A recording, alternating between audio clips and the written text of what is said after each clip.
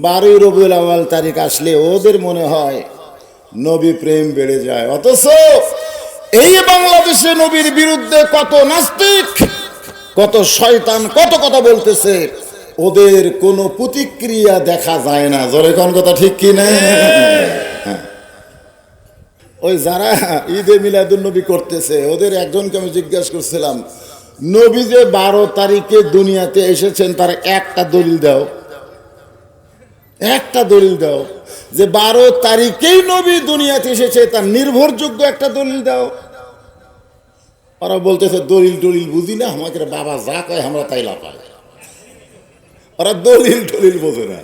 আমি বললাম 12 তারিখে নবী যে বিদায় নিয়েছে এ ব্যাপারে অসংখ্য দলিল আছে। জোরে কোন সুবহানাল্লাহ।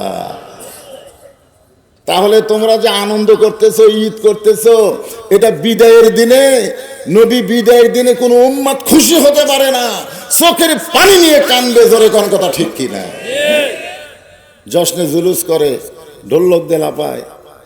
আমাদের বাংলাদেশে এখন থেকে যুবকেরা যদি এদেরকে প্রতিবাদ না করো, প্রতিহত না করো, একদিন নবীর নাম থাকবে কিন্তু নবীর আদর্শ আমাদের কাছে থাকবে না। জোরে কোন কথা ঠিক কিনা?